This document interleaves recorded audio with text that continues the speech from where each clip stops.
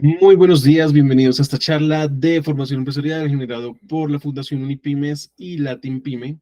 Estos espacios tienen como objetivo brindarles herramientas para su crecimiento personal y empresarial. Mi nombre es Nicolás Bautista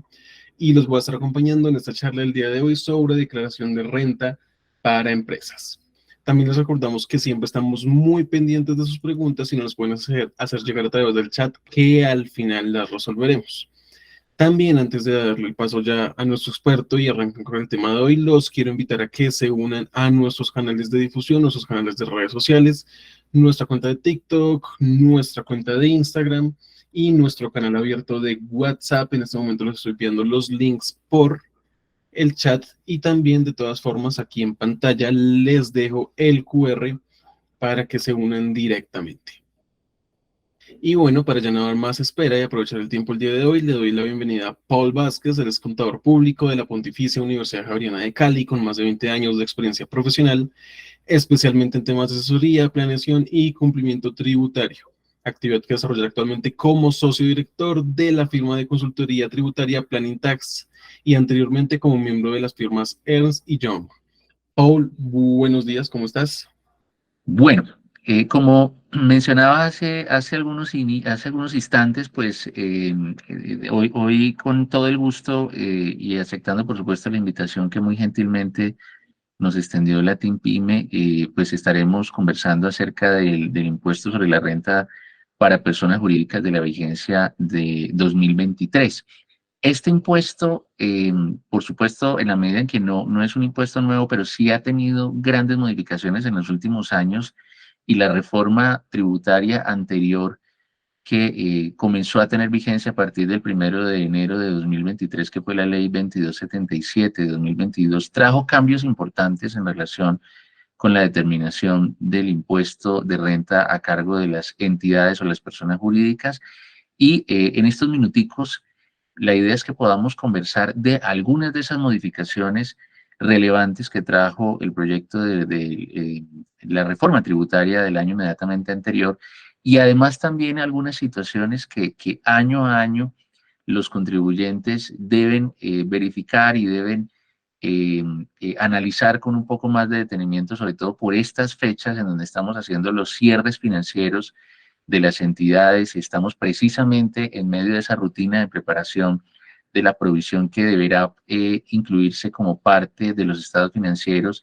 y es básicamente el estimado de lo que será el impuesto de renta que luego ya en los meses seguramente de marzo y abril estaremos formalizando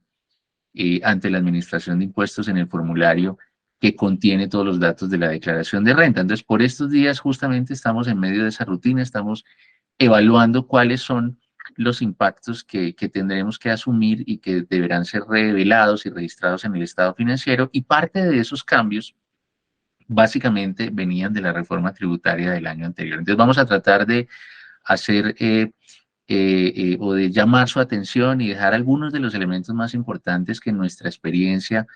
de varios años en esta actividad de consultoría, pues hemos podido identificar en las distintas entidades que son temas o situaciones relevantes que típicamente generan algún tipo de discusión o de riesgo o de posición incierta en materia de la declaración de renta para las entidades y las personas jurídicas. Entonces, si me ayudas, Nico, y pasamos a la siguiente lámina. Digamos que como aspectos generales, y si quieres pasa a la siguiente, es importante señalar que el impuesto de renta, que es, digamos, una de las, si no la más importante fuente de financiación de las actividades que hace el Estado, y no solamente en Colombia, sino a nivel global, el impuesto a las ganancias es básicamente el principal tributo con el que los estados y los gobiernos sacan, por supuesto, sus programas adelante, ¿no? Esa es la principal fuente de financiación y es el impuesto que tiene la tarifa más importante de participación en la actividad de una entidad. Muchas veces incluso, y esto digamos como buena práctica financiera, recomendamos siempre a todas las entidades tomarse el tiempo de hacer también un análisis, un presupuesto bastante juicioso o detallado de lo que será el impuesto sobre la renta de las entidades, porque nos hemos encontrado que muchos de los presupuestos financieros el cálculo es bastante simple, como que únicamente se considera la tarifa nominal que está en operación o está en vigencia en el momento, pero se nos olvida que en realidad el proceso de determinación de la base gravable o esa base que va a ser sujeta a esa tarifa nominal, pues es una base distinta a la utilidad financiera.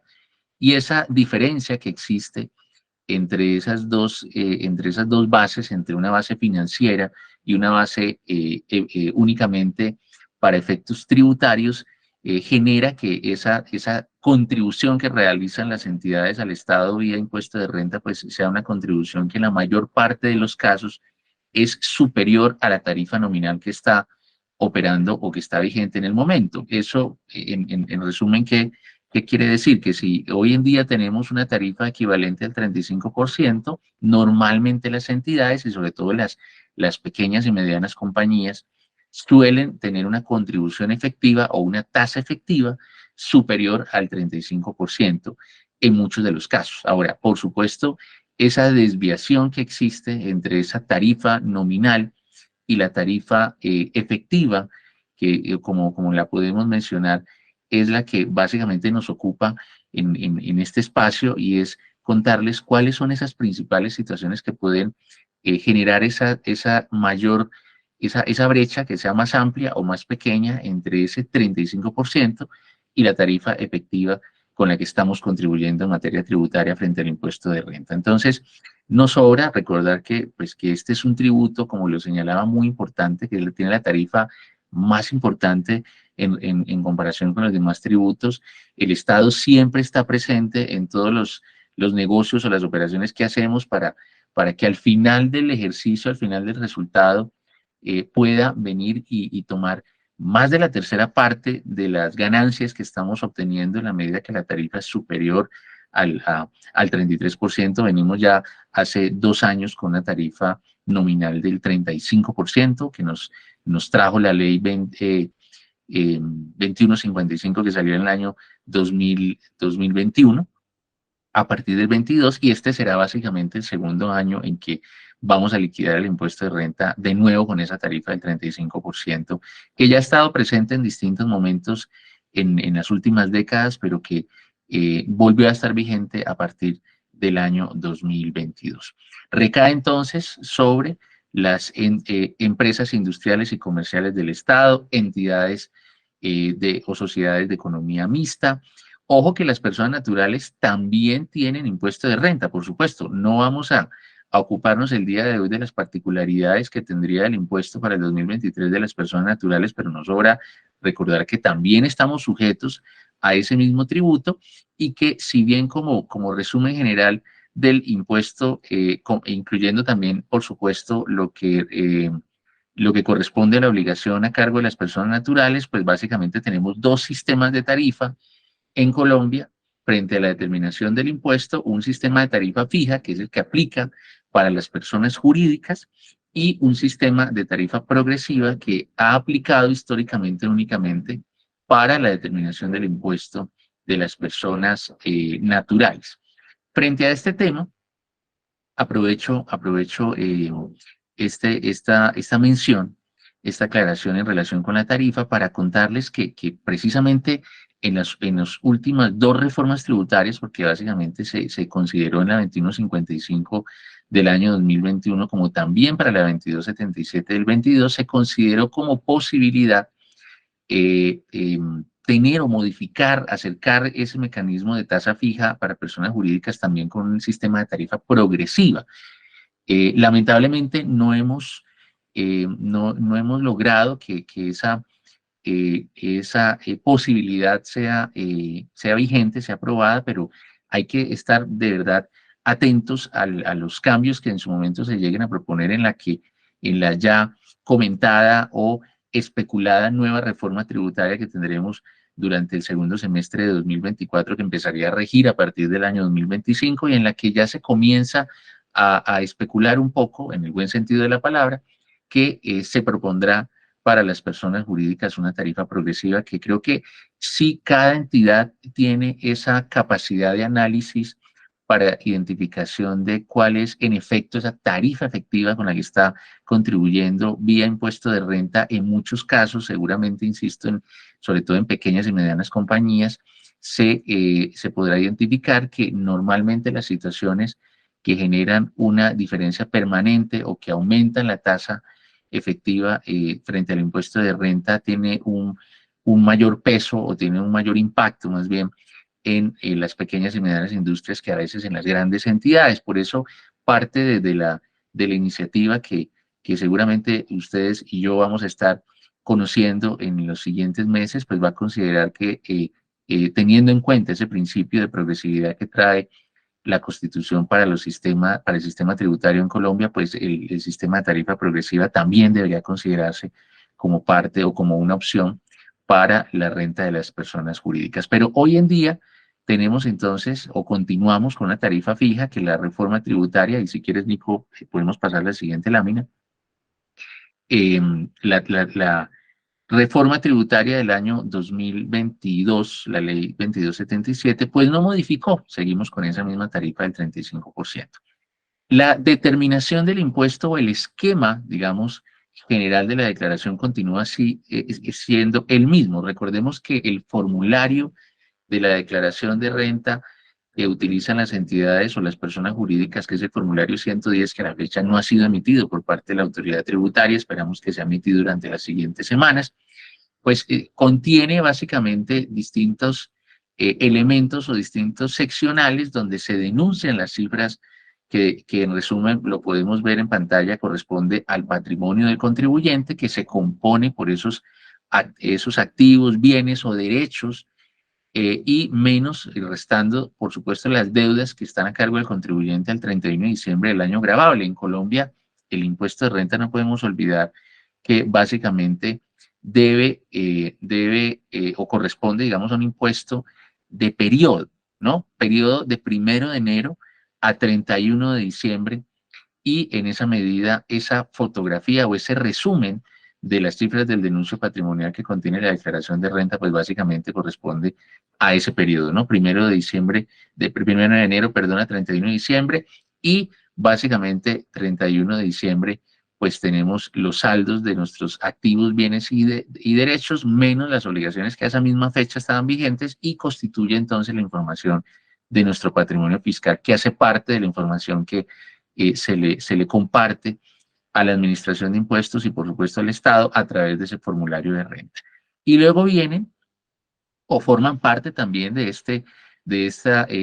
denuncio rentístico el saldo o la acumulación de las operaciones que tuvieron lugar en ese periodo que ya mencionábamos, era entre 1 de enero y 31 de diciembre, que corresponde a los ingresos, costos, deducciones que permitirán al final llegar a esa base gravable del impuesto, y considerando que esa base precisamente es el resultado de tomar los ingresos menos los costos menos las deducciones, es decir, la utilidad, por decirlo de manera un poco más sencilla, será entonces la base a la cual le aplicaremos la tarifa del 35% que tenemos vigente para estimar o identificar esa contribución precisa que vamos a hacer al Estado a través del impuesto de renta. ¿Me ayudas cambiando entonces, Nicolás, de slide? Perfecto. Bueno, es muy importante, si quieres pasemos al siguiente también, Nicolás, es muy importante señalar lo siguiente antes de avanzar en los siguientes temas, y es esas diferencias, y si quieres pasa a la siguiente lámina, esas diferencias que tenemos entre las bases contables versus las bases fiscales. Son muy importantes conocerlas y poderlas tener identificadas permanentemente durante ese periodo anual que ya hemos mencionado, va de 1 de enero a 31 de diciembre. Y una de las reglas que son más importantes en relación con la determinación de la renta de las personas jurídicas la tenemos aquí en pantalla, y está prescrita en el artículo 21-1 del Estatuto Tributario, que trajo, que fue adicionado en su momento la ley 1819 de 2016. Nosotros, mis queridos colegas, hemos tenido durante las últimas 2 décadas, hemos tenido una larga lista de modificaciones o de reformas tributarias que han tenido un sinnúmero o nos han traído un sinnúmero de cambios en distintos aspectos, pero en la última década pudiéramos resaltar como reformas estructurales, y creo que nos sucede que cuando estamos en medio de la discusión de un proyecto de reforma tributaria, pues nos sucede que escuchamos siempre como iniciativa la presentación de una reforma estructural, pero en esencia las reformas que podemos con mayor certeza calificar como de reformas estructurales en la última década, pues fueron la ley 1607 del año 2012 y la ley 1819 del año 2016. Y refiriéndonos a esta última como estructural porque introduce al ámbito tributario y en especial a la rutina para determinación del impuesto de renta de las personas jurídicas las normas internacionales de información financiera. Ya veníamos desde hace algunos años cuando entró en vigencia la ley 1314 de 2009 en Colombia, comenzó ese proceso de migración de sus normas antiguas de contabilidad. Recordemos que el marco técnico con el que veníamos hasta la entrada en vigencia de las MIF trabajando, pues era principalmente el decreto 2649 del año 2000, de 1993 y sus planes de cuentas, y eso debía ser actualizado y Colombia debía entrar a tono con los estándares contables internacionales, y viene la ley 1314 del 2009 y nos coloca un calendario para adoptar estos estándares. Y en esa misma línea, las normas tributarias debían eh, adaptarse a esos nuevos estándares a partir de los cuales se iba a comenzar a calcular los impuestos. Y por eso la ley 1819 hace esta introducción tan importante en el artículo 21.1 del estatuto al señalar que para efectos del impuesto de renta, el valor de los activos, pasivos, patrimonios, ingresos, costos y gastos de quienes serían considerados sujetos pasivos del impuesto de renta, y óigase bien, que estén obligados a llevar contabilidad, pues iban a ser esos mismas, o se iban a calcular a partir de los estándares contables que estuvieran vigentes en Colombia. En ese sentido, siempre cuando estamos en presencia de la rutina o estamos en medio de la rutina de liquidación del impuesto sobre la renta de un contribuyente obligado a llevar contabilidad, lo primero que debemos identificar es cuál es el marco técnico que aplica a ese contribuyente para poder tener mucho más claro cuál es ese punto de partida. ¿Y a qué nos referimos con marco técnico? Hay entidades que en Colombia aplican normas internacionales de información financiera para pymes, y tiene, por supuesto, este estándar contable ciertas diferencias con los estándares de NIF plenas, por ejemplo, a los que están sujetos otras entidades, especialmente las que tienen una operación o un volumen mucho más grande. Tener presente ese estándar contable que fue utilizado para efectos de la determinación de los estados financieros del año al que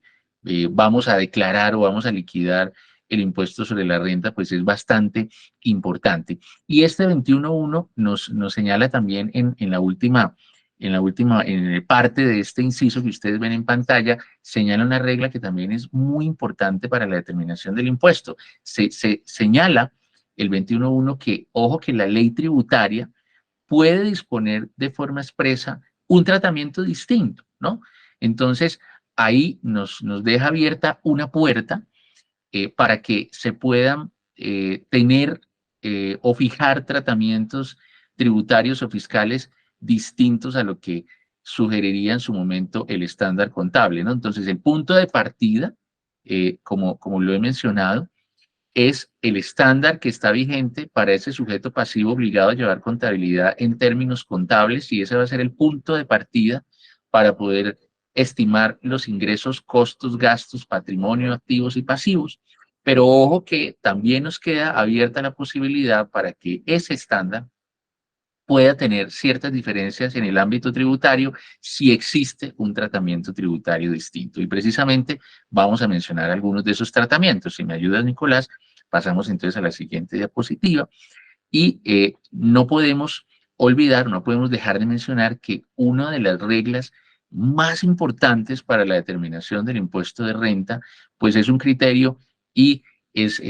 complejo decirlo, por supuesto, uno de los más importantes criterios, pero un criterio subjetivo que trae el artículo 107 del Estatuto Tributario, que seguramente todos ustedes o la mayoría lo conocen, y que trae como regla fundamental para la procedencia de las deducciones imputables frente a la determinación de la base del impuesto de renta, las deducciones o expensas que se hayan realizado durante el año gravable y, ojo, que tengan relación de causalidad con la actividad productora de renta y que sean necesarias y proporcionadas. Entonces, allí podemos resaltar 4 aspectos que son muy importantes. Y el primero, básicamente, que corresponda esas deducciones a expensas realizadas durante el año gravable. Y esa realización es bien importante considerarla porque hay 2 artículos adicionales que son el 59 y el 105 del estatuto que nos traen unas reglas muy, muy puntuales para el momento o para entender el momento en que se realizan tanto los costos como las deducciones para las entidades obligadas a llevar contabilidad. Y en esas 2 situaciones, o considerando más bien ese criterio de realización de los costos y las deducciones, parten, diríamos,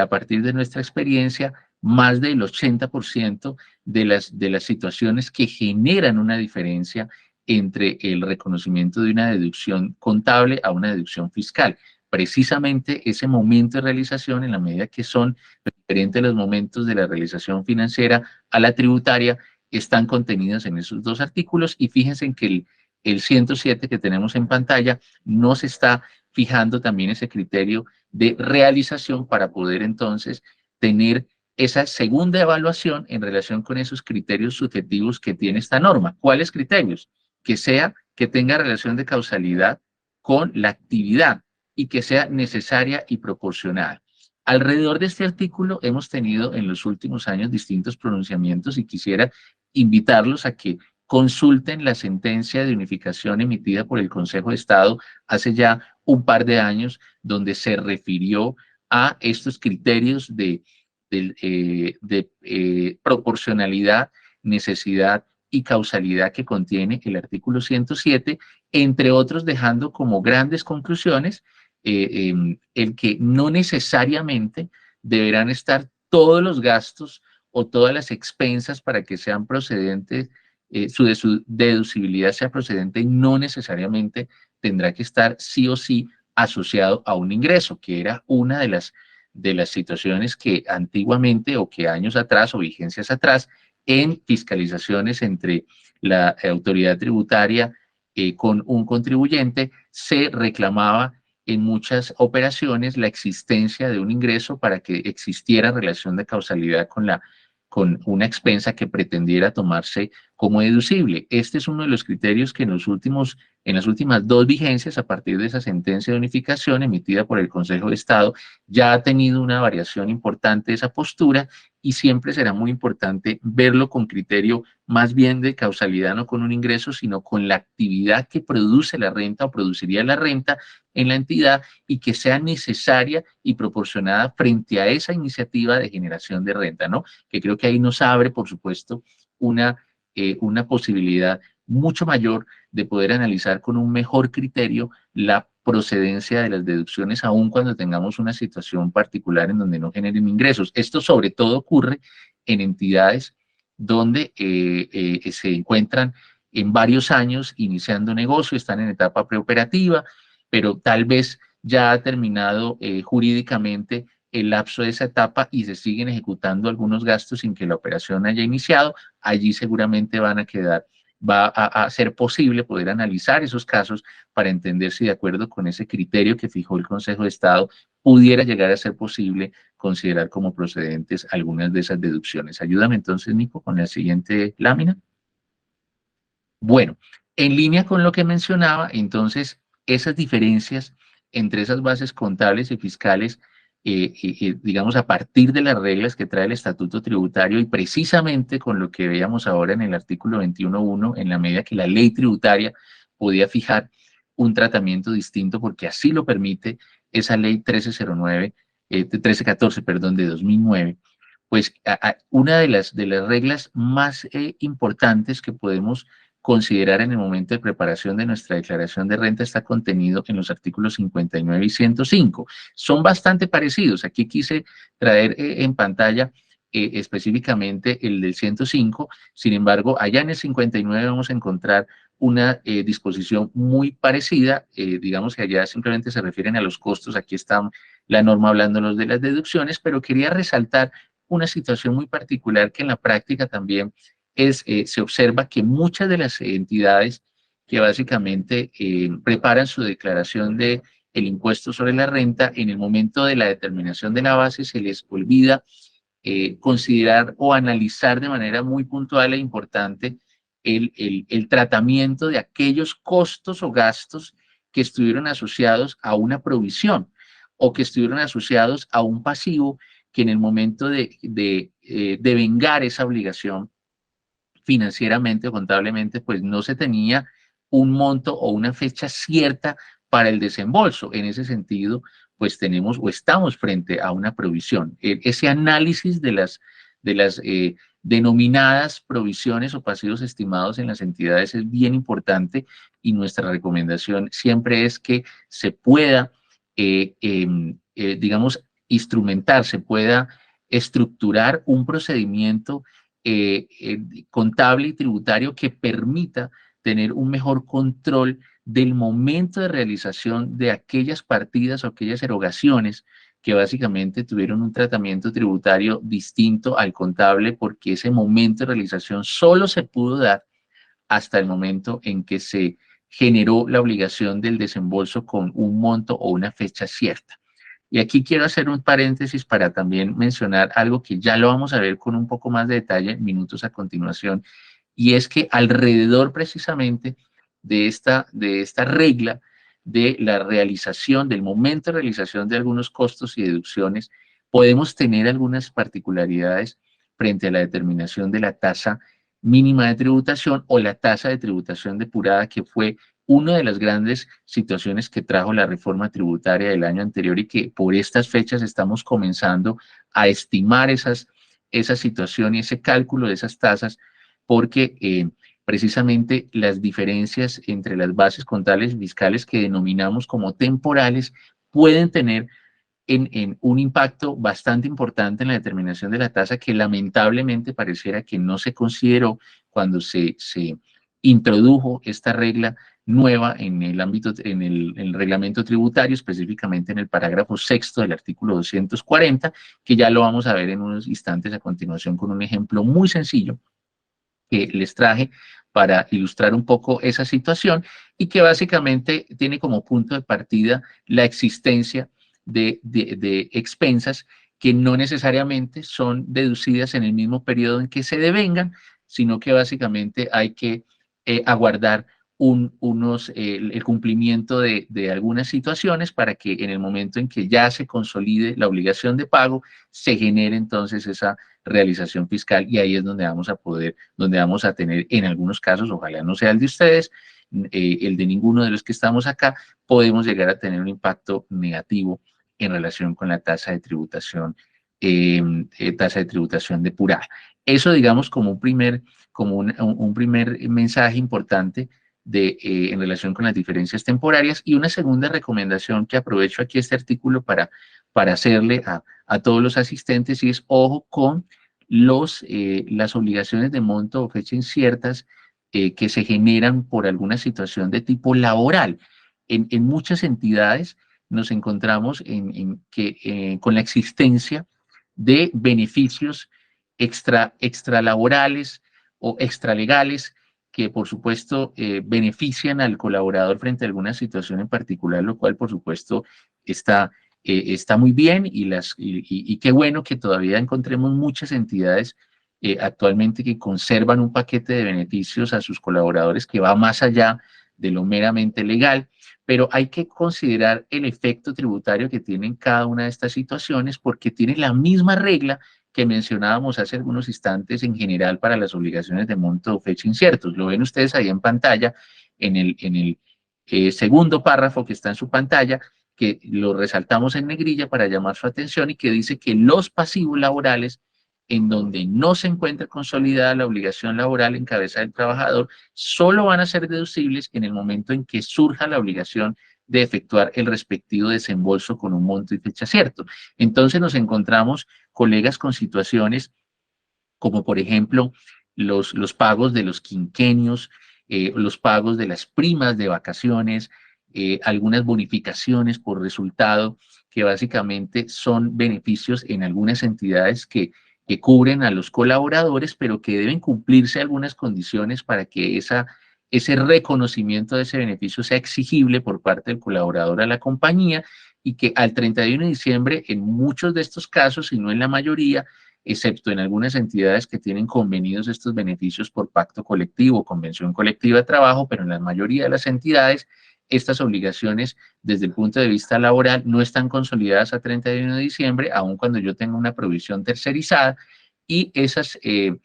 el manejo de la realización tributaria de los pagos que están asociados a este tipo de situaciones, lo que nos hemos encontrado en muchos casos es que ocurre o se imputa en la vigencia fiscal que no corresponde. Y es allí donde precisamente la autoridad tributaria verifica en qué momento, en qué año se están tomando, se están imputando esas deducciones para poder establecer si cumple esta regla que vemos en pantalla y si en efecto la realización de la deducción y la imputación de esa deducción se dio en la vigencia donde en efecto se había consolidado la obligación laboral con un monto y fecha cierta de desembolso. Ojo con eso. Entonces, ese es un segundo tema que quisiéramos dejarles también en sus escritorios para que lo puedan analizar con un mejor detenimiento. Si me ayuda, Nicolás, y vamos al siguiente slide.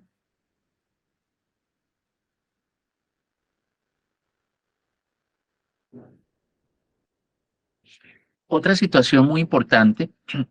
colegas, es en relación con la depreciación de los activos fijos. Este es un tema, y si me ayudas pasando también al siguiente slide de una vez, Nico, este es uno de los temas que todavía en muchas entidades nos genera grandes diferencias y a veces riesgos de tipo tributario. Si me ayudas pasando al siguiente slide, Nico,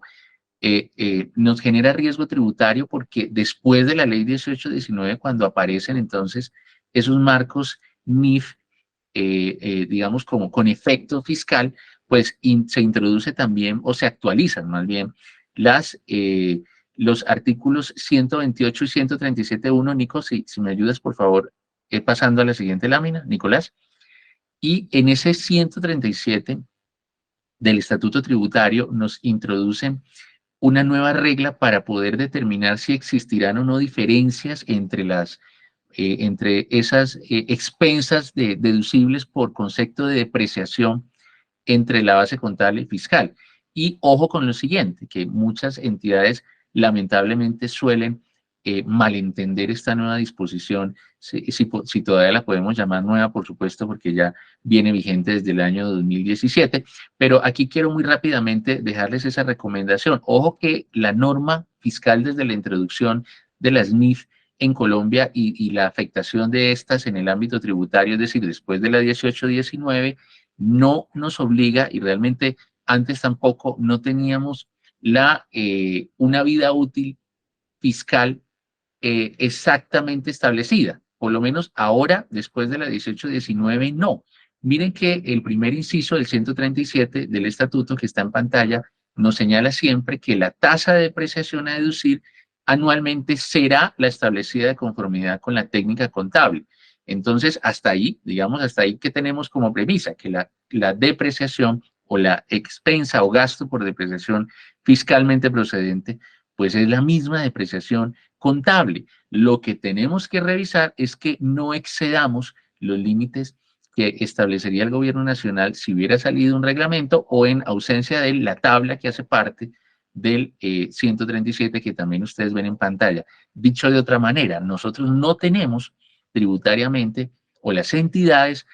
obligadas a llevar contabilidad no tienen una vida útil para los activos fijos establecida. Lo que tienen es una limitación. Ojo con eso, que son dos cosas muy diferentes. ¿Eso qué significa? Que si nosotros tomamos, por ejemplo, como ilustración, la vida útil que pudiera asignársele a un inmueble que nos dice el reglamento que la alicuota no puede superar el 2.22% anual, estamos entendiendo o llegaríamos a la conclusión de que aproximadamente desde el punto de vista fiscal, un inmueble no debería depreciarse en menos de 45 años. Pero ojo, nos dicen que en menos de 45, no en 45. ¿Qué sucede si una entidad decide adoptar como política contable una vida útil de 50 o 60 años a sus inmuebles? ¿Tendremos entonces que recalcular la depreciación para efectos fiscales con 45 años? No, señor, porque lo que está diciendo la norma es que debemos de considerar la depreciación contable, pero que no exceda el límite que se señala en la tabla. Entonces, si tenemos un inmueble como política contable depreciado a 60 años, no tiene ningún tipo de ajuste tributario porque la depreciación procedente fiscalmente será la contable, como lo señala el inciso primero del 137 que ven en pantalla ustedes, y al contrario, o digamos la situación contraria, si tenemos entonces un inmueble contablemente o financieramente depreciado, amortizado en 40 años, pues allí sí estaríamos excediendo esa tasa y seguramente nos generaría la necesidad de llevar un libro extra contable, un libro fiscal, donde calculemos la alícuota que resultará procedente para respetar ese mínimo de vida útil que nos establece el reglamento, pero ojo, no nos fija el reglamento vidas útiles específicas para efectos tributarios, sino una limitación. Esta es una de las situaciones que nosotros encontramos en muchas entidades que se le ha dado una lectura errada y que suelen las entidades ajustar las vidas útiles fiscales con la tabla exacta que tiene el 137 y puede pasar, en algunos casos lo hemos visto, que la política contable, con el mismo ejemplo del inmueble que veíamos ahora, lo hayamos señalado con un lapso un poco más grande y nosotros hayamos ajustado tributariamente a una vida útil específica y en los años en que ya dejemos ya se haya consumido la vida útil del activo, nos van a comenzar a rechazar depreciación o en cualquier momento la administración viene y hace un proceso de fiscalización y se encuentra que la alicuota, sin tener por qué ser más grande la fiscal que la contable, tenemos una diferencia que puede ser objeto de rechazo. Esa es otra situación que quisiera dejarles aquí como recomendación. Nicolás, si me ayudas a pasar la siguiente lámina. Importante también, y aprovechar, esta es otra de las situaciones que tenemos vigente, aprovechar el descuento que tenemos por inversión en activos fijos reales productivos. Pensábamos o apostamos muchos que en la reforma tributaria anterior en la ley 2277 este iba a ser uno de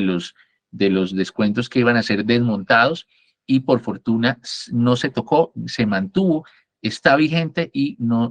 es importante como parte de los elementos de planeación frente al impuesto de renta hacer un buen uso del descuento por inversión en activos que sean calificados como activos productivos, ¿no? Ahora, eso sí, es importante que la planeación de este descuento pues se haga desde el inicio del año, inclusive, mis queridos colegas, porque recuerden que el IVA que puede ser susceptible ser considerado como descuento tributario en el impuesto de renta, pues no podrá entonces ser capitalizado como parte del activo fijo. Y tenemos una regla general que señalaría que el IVA pagado en la adquisición de activos fijos, pues no puede ser descontado, típicamente se capitaliza como parte del valor del activo en las organizaciones y es susceptible de depreciación, pero al final del año, en muchos casos lo hemos visto, se identifica esa posibilidad de tomar descuento y entonces se reversa o se tiene que comenzar a evaluar la posibilidad de reversar ese IVA que ha sido capitalizado y depreciado y hemos visto que muchas entidades lamentablemente terminan optando por perder ese descuento porque no hubo una planeación adecuada en relación con la aplicación del mismo. Por eso también lo citamos aquí como parte de los elementos claves para la preparación de la renta, hacer un buen uso del descuento por importación, formación, construcción o adquisición de activos fijos reales productivos. Nicolás, si me ayudas con la siguiente, por favor.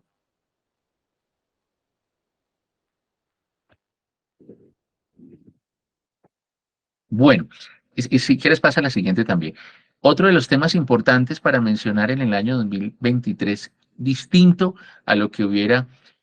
a lo que venía ocurriendo en los años anteriores. Recordemos o tengamos presente que la deducción por ICA o el pago más bien, el aprovechamiento tributario de los pagos por impuesto de industria y comercio volvió a tener una modificación. Veníamos en los años anteriores, con una regla que permitía optar para el contribuyente entre tomarlo como una deducción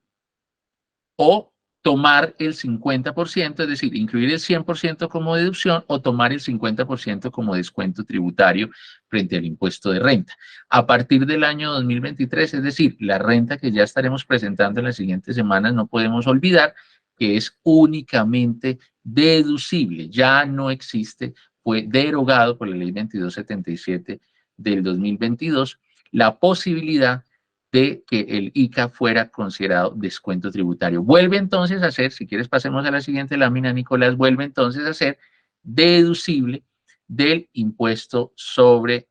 la renta. Pasa también a la siguiente, por favor.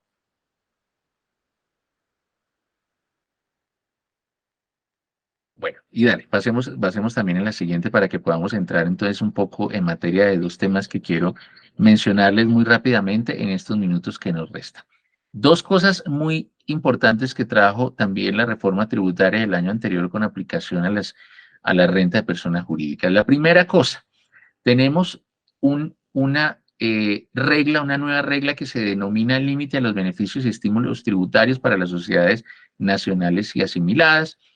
Introduce la ley 2277 un nuevo artículo del Estatuto Tributario, que es el artículo 259-1, y señala este artículo que para las sociedades nacionales y sus asimiladas, los establecimientos permanentes de entidades del exterior y personas jurídicas extranjeras con o sin residencia fiscal, por supuesto, en Colombia, contribuyentes del impuesto de renta y complementarios, entonces, ojo, que el valor de los ingresos no constitutivos de renta ni ganancia ocasional, deducciones especiales, rentas exentas y descuentos tributarios previstos en ese artículo 259.1 no van a poder exceder del 3% anual de su renta líquida ordinaria antes de traer esas deducciones especiales que están señaladas en el 259.1. Si me ayudas cambiando la siguiente lámina. ¿Eso qué significa? Hay una fórmula que trajo precisamente la ley 2277. Si me ayudas, Nico, cambiando entonces a la siguiente diapositiva, por favor. Esa fórmula que trajo la ley 2277 básicamente nos propone llegar o identificar, Nico, si me ayudas cambiando por favor a la siguiente, nos invita a identificar cuál es ese valor que eventualmente tuviera que ser adicionado como un impuesto a pagar adicional, porque tal vez la entidad tiene un exceso de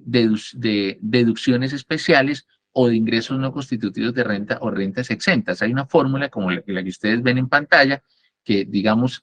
no resultaría de difícil aplicación, sino que aquí lo importante, básicamente, mis queridos colegas, es que se pueda identificar adecuadamente, ahí sí está realmente el tema más importante para la aplicación de esta nueva regla, es la identificación de las situaciones que harían parte de cada una de estas variables, es decir, cuáles son esas deducciones especiales que están sujetas al límite. Y esas deducciones especiales básicamente las encontramos como parte del artículo 259-1 del Estatuto Tributario. Yo no las coloqué aquí en pantalla, pero se las voy aquí a leer muy rápidamente, y es las deducciones de que tratan los artículos 107-2, 255, 257-1, 124 de la ley 30 del 92, 56 de la ley 397 del 97 y 44 de la ley 189 del 2002. Es decir, si nos vamos a ese 259-1, allí encontramos cuáles son esas situaciones en particular que estarían sujetas a esta limitación del 3% de la renta antes de descontar estas deducciones. Este es uno de los cambios más importantes que encontramos que trajo la reforma tributaria del año anterior. Ese es uno. Y el siguiente, si me ayudas, Nico, cambiando a la siguiente diapositiva, es a la siguiente, por favor. Vamos a la de tasa mínima de tributación. Y el siguiente, que con toda seguridad ustedes habrán escuchado ya hablar un poco de esta nueva situación, que aquí sí quiero detenerme con un poquito más de detalle, y es el cálculo que tiene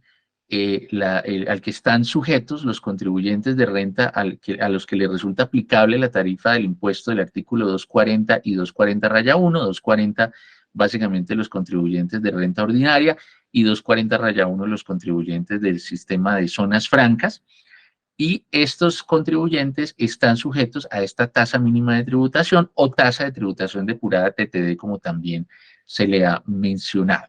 Frente a esta situación, vale la pena señalar que en principio parece que la tasa de tributación tiene un mínimo bastante bajo, equivalente al 15%, y que en principio si la tarifa nominal del impuesto sobre la renta es el 35%, pues hay una entidad en términos generales debería estar bastante alejado de esa tasa mínima de tributación. Pasemos a la siguiente lámina, Nicolás, pero ojo que no necesariamente esa es la situación o la conclusión frente a todas las entidades, porque cuando empezamos a descomponer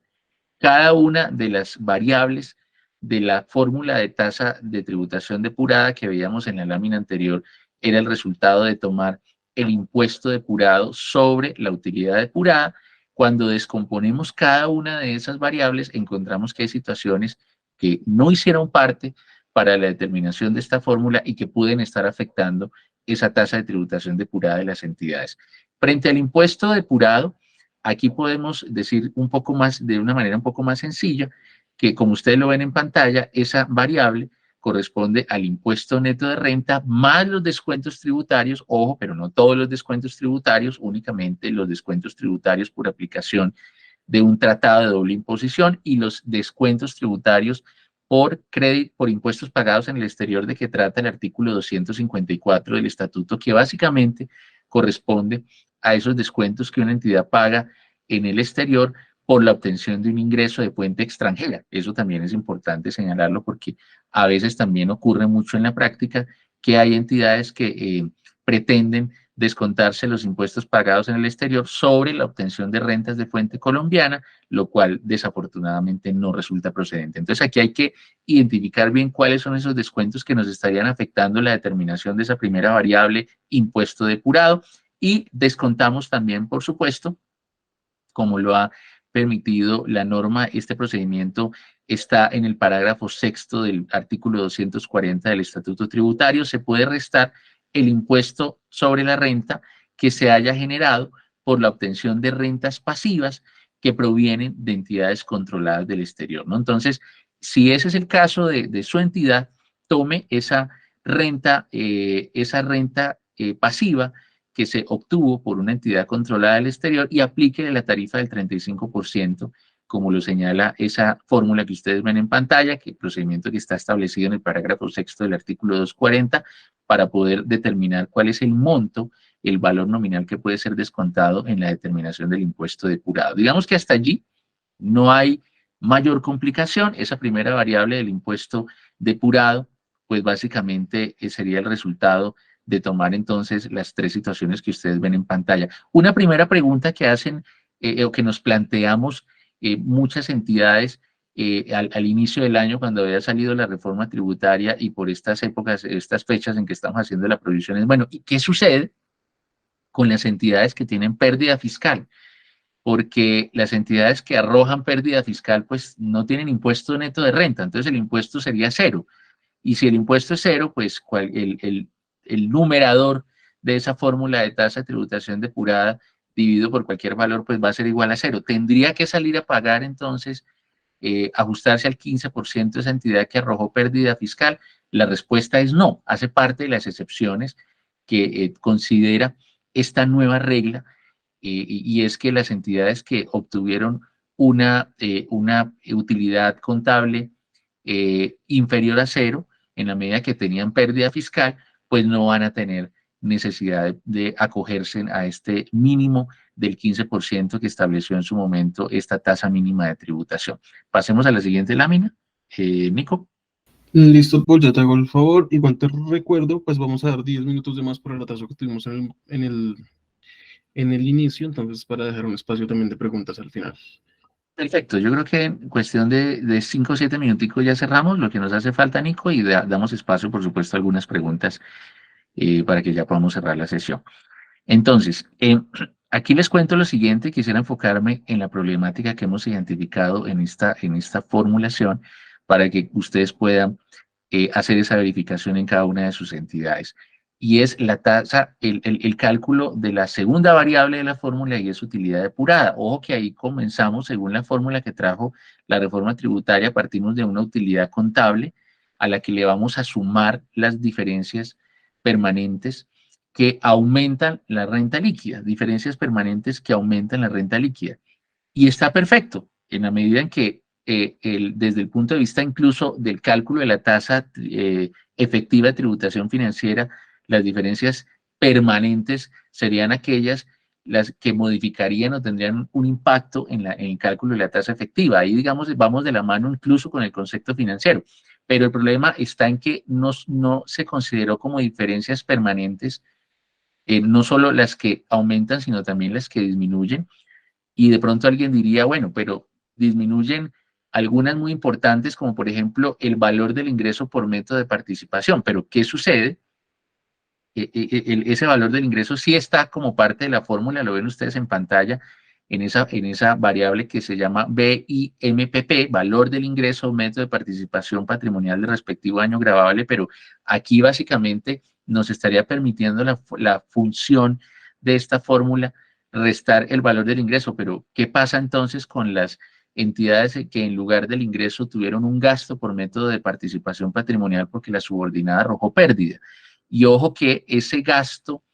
no es procedente desde el punto de vista fiscal y está la excepción claramente limitada en el artículo 105 del Estatuto Tributario que hace algunos ratitos estábamos precisamente citando, y ahí está esa diferencia: gasto por método de participación o pérdida por método de participación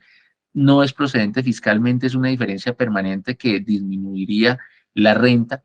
y que aumenta, perdón, y que básicamente pareciera que quedó inmersa en esa primera variable únicamente, no se está señalando de manera expresa. Temas, por ejemplo, como ingresos por recuperación de provisiones que no han sido deducidas, que en el artículo 28 del estatuto también se señala que no serán ingresos gravables en la medida en que no hayan los gastos o costos a los que corresponden no hayan sido deducidos. Eso no pasó por esta fórmula. Y las diferencias temporales, muy importante este punto, porque les cuento, mis queridos colegas, que hemos identificado en algunas entidades que el momento de constitución de una diferencia temporaria pasiva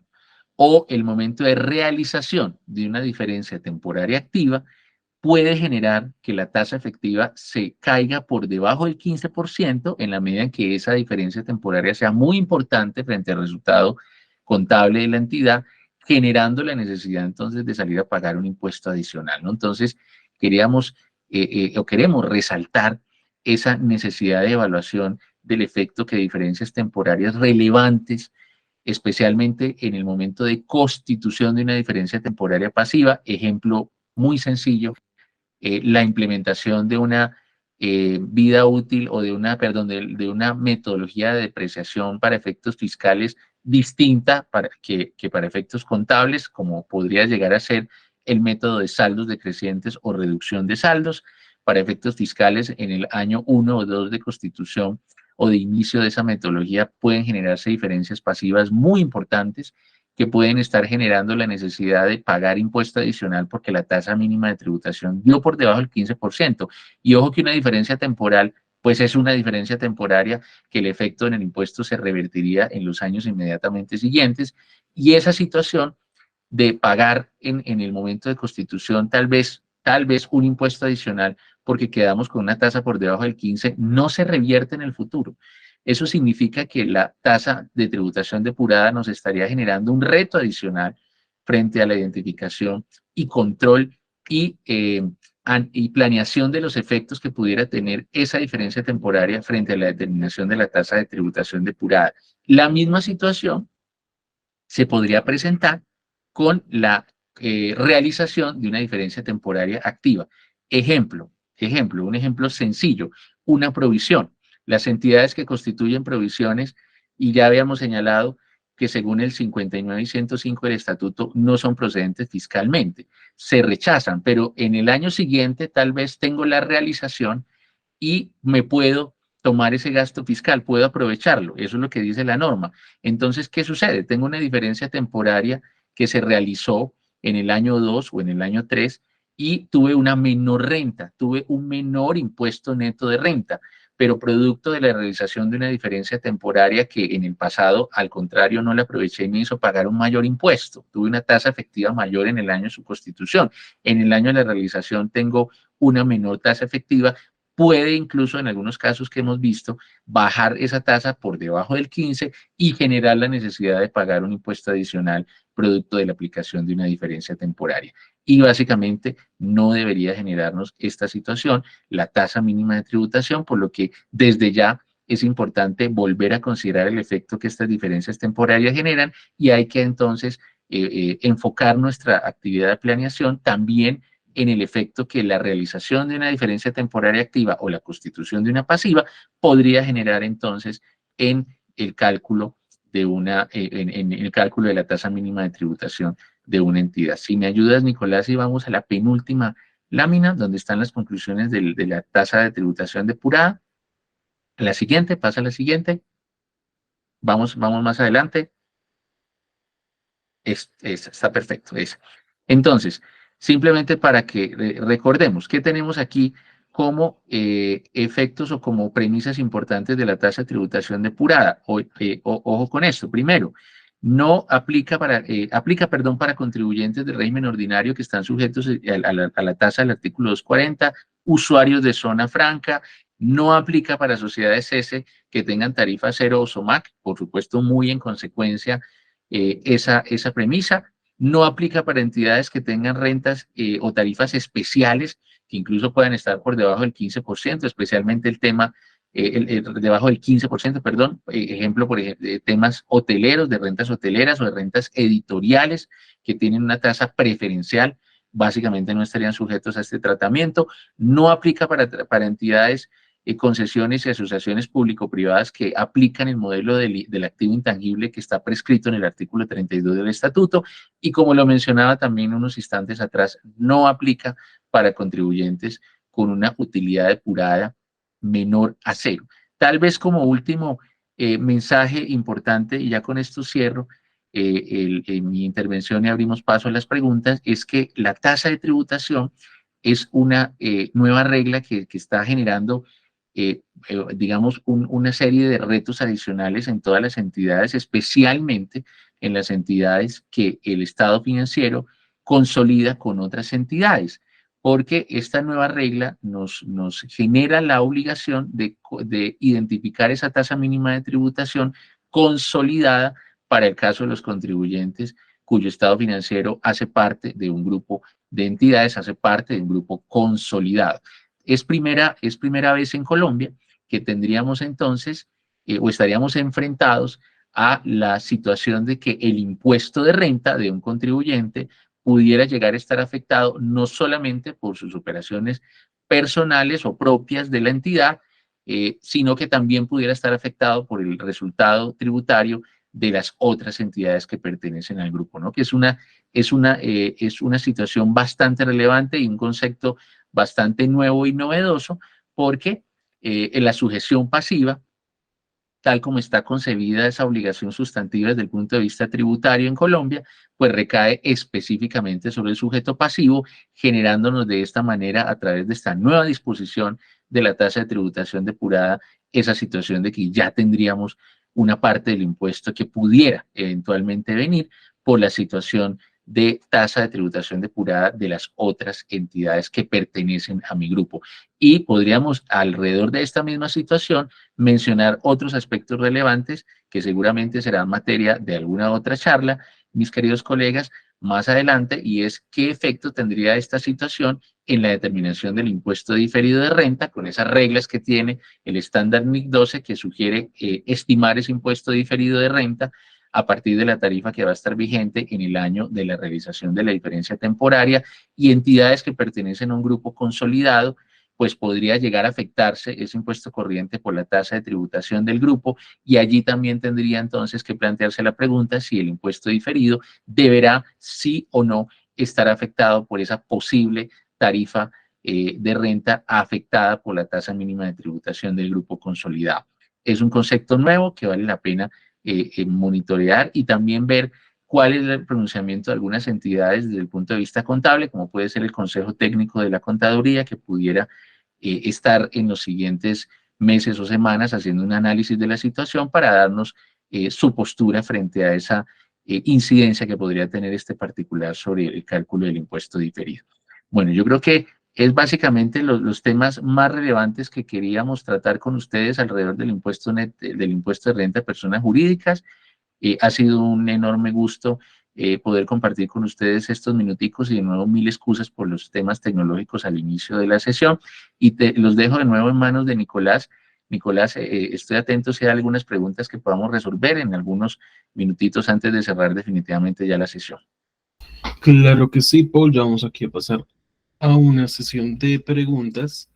Ahí Pero seguimos viendo tu pantalla, ¿verdad? sí, sí, sí.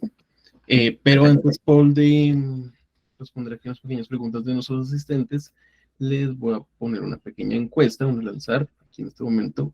Ya está la encuesta, le sale en pantalla. La pregunta es muy sencilla. El conferencista desarrolló con claridad la sesión de hoy. Dos opciones, sí o no, seleccionen una de las opciones. Esta encuesta es de bastante importancia para nosotros, ya que no solo calificamos al conferencista, sino también la logística por parte de la Team Pyme en la conducción de estas charlas. Esta encuesta les sale en pantalla, pero si por alguna razón no les sale, les voy a explicar cómo podemos encontrarla. Si están desde computador, en la parte inferior derecha hay unas figuras que son un cuadrado, un triángulo y un círculo. Ahí le dan clic y luego le dan al botón que dice encuestas, y ahí les va a salir la encuesta para que por favor voten. Si están desde celular, su procedimiento similar, le dan abajo en la esquina inferior derecha los tres puntos, luego donde están las figuras, que en este caso dice actividades, y luego les sale la opción de encuestas. Esta encuesta va a estar habilitada hasta que terminemos la sesión, así que mientras Paul va a responder algunas preguntas, pueden entrar y votar. Les recuerdo, es muy importante para nosotros que puedan participar en esta encuesta.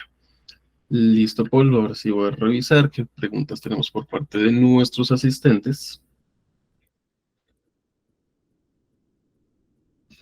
Minuto, bueno, aquí Sandra Perilla pregunta, ¿qué sucede cuando se realiza un reconocimiento por NIF de un gasto en diciembre de 2023? Porque efectivamente se realizó, pero que el proveedor genera la factura electrónica en 2024. Bueno, muchas gracias a la participante por la pregunta. Digamos que solimos muchas veces plantearnos la pregunta si el hecho de que tengamos facturas del año inmediatamente, con fecha del año inmediatamente siguiente, nos impide tomar básicamente la deducción en el año que corresponda. Y la respuesta es definitivamente no. Nosotros, desde el punto de vista tributario, siempre será importante tener presente cuál es el periodo de causalidad de ese gasto para que podamos hacer la imputación en el periodo que corresponda, independientemente de que la factura haya sido emitida en el periodo inmediatamente siguiente. Digamos, el hecho de que no haya sido facturado en el momento en que debió serlo, pues le genera seguramente una situación de riesgo tributario al proveedor. Digamos que hay una obligación formal que estaría siendo incumplida en la medida en que las operaciones deben ser facturadas en el momento en que se realizan, pero para efectos míos como cliente y como contribuyente preocupado por la deducción, no impide que pueda tomar la deducción, y por fortuna, digamos que ya desde la ley 1819 se había incluido en el parágrafo segundo del artículo 771-2, te lo repito, Sandra, artículo 771-2, parágrafo segundo del estatuto. Allí tenemos ya la posibilidad de que las deducciones se puedan imputar en el año en que corresponda, aun cuando la factura tenga fecha del periodo o del año inmediatamente siguiente. Entonces creo que por ese lado puedes estar, digamos, tranquila y analizar si procede o no la deducción en el 23, así el proveedor haya facturado en el 24. Perfecto, Paul. Vamos aquí con otra pregunta. Para empresas no contribuyentes declarantes de ingresos y patrimonio, ¿es obligatorio la conciliación fiscal? No, eso es una buena pregunta. La conciliación fiscal que, digamos, también trajo en su momento la ley 1819 y hace parte del articulado del estatuto en el artículo 772-1, solo aplica para contribuyentes del impuesto de renta, ¿no? Para contribuyentes, eh, incluso también contribuyentes del régimen tributario especial, que a veces también suele preguntarse que las entidades ESALES o las fundaciones que son del régimen tributario especial deben o no realizar conciliación fiscal. La respuesta es que todos los contribuyentes sí. Ahora, los no contribuyentes, pues no están sujetos a la conciliación fiscal. Incluso los no contribuyentes declarantes no están obligados a presentar el formulario 2516 en la medida que no tienen esa condición o esa premisa para poder transmitir el informe. Listo, aquí Raúl Ospina Caro pregunta, ¿el límite de beneficios tributarios del 3% aplica también para el caso de inversión en fuentes no convencionales de energías no renovables? Esa, esa, esa no estaría ya incluida. Hay unos muy particulares que están incluidos dentro de esa limitación. Como les mencionaba hace algunos instantes, están listados en el 259-1, pero hasta donde recuerdo, esa deducción especial básicamente no está sujeta a esa limitación del 3% de que trata esta nueva disposición. Listo, Paul, y finalizamos la sesión de hoy aquí con esta pregunta de Francisco Jiménez. ¿Qué sucede si una empresa hace una recuperación de la depreciación contable por cambio de la política contable y tiene una recuperación de gastos de depreciación, efecto contable no fiscal? ¿Debe tenerse en cuenta este ingreso para el cálculo de la tasa mínima de tributación? Sí, esa es importante, esa situación es una muy buena pregunta y muchas gracias al participante por hacerla. Pues si en efecto tenemos recuperación de deducciones, pues el artículo 195 del estatuto precisamente nos indica que la recuperación de deducciones tomadas en años anteriores, como por ejemplo la depreciación, constituyen renta líquida agravable en el periodo, ¿no? Entonces, esa sería una situación que estaría sujeta al impuesto en el periodo y en la medida que está sujeta al impuesto va a estar inmerso ese efecto en la tasa de tributación depurada porque va a generar impuesto, está ahí como parte del impuesto neto de renta que fue liquidado en el periodo y lo que habría que evaluar también es si ese registro, ese ciento contable que describe el participante, pues también se registró con cargo al resultado y no tal vez pasó por patrimonio únicamente de la entidad en la medida que se puede estar recuperando depreciación de vigencias pasadas que ya estaban acumuladas en el patrimonio vía utilidades, beneficio o pérdidas acumuladas, cualquiera que sea la situación, y tal vez no haga parte de la variable de utilidad depurada, pero si el asiento sí pasó por resultado, sí lo va a afectar seguramente y en un caso o en otro, ya bien sea porque solo se afectó el impuesto neto de renta o se afectó el impuesto neto de renta y además también la utilidad contable, que es el punto de partida para calcular la utilidad depurada, en cualquiera de los dos casos, con toda seguridad tendrá una incidencia frente al cálculo de la tasa de tributación depurada. Perfecto, Paul. Muchas gracias por estar aquí en este espacio de formación empresarial. Muchas gracias por compartir todos tus conocimientos. Esperamos haya sido del agrado y de gran valor empresarial para todos nuestros asistentes. Antes de despedirnos, les quiero hacer también dos invitaciones. La primera es que el próximo miércoles tenemos una charla sobre, un minuto, ya, sobre cómo evitar el síndrome de burnout en las empresas. Es la próxima charla. Recuerden, nuestras charlas son gratuitas, son todos los miércoles de 11 a 12. Y por último, también los quiero invitar a las personas que no han respondido a la encuesta, sigue activa, ya saben cómo acceder. Caso de que no lo estén viendo en este momento, en la esquina inferior derecha, las figuras que son un cuadrado, un triángulo y un círculo, le dan clic y luego le dan clic al botón de encuestas. Ahí pueden votar. La pregunta es muy sencilla y con quién se está desarrollando con claridad la sesión de hoy. Hay dos opciones, sí o no. Y si están desde celular, también es muy sencillo. En la esquina inferior derecha, los tres puntos, luego la opción de actividades y después la opción de encuestas. Ahí la van a encontrar, es muy sencillo. Y por último, ahora sí, antes de despedirme, los quiero invitar a que se unan a nuestro canal de YouTube, a que se suscriban. Por el chat les estoy enviando el link. En el canal de YouTube es donde subimos las memorias de esta charla. Van a poder repetir las veces que quieran esta charla el día de hoy, por si les quedó alguna duda. Y no siendo más, ya en nombre de la Fundación Unipymes y Latin Pymes, Centro de Desarrollo Empresarial, les deseamos a todos que pasen un muy buen día, una muy buena tarde de miércoles. Nuevamente, muchas gracias. Muchas gracias, Nicolás, y a todo el equipo de la Team Pyme por la invitación y mis agradecimientos, por supuesto, también a cada uno de los asistentes que nos acompañaron en este espacio. Un muy buen día para todos y espero poderlos saludar en una futura charla.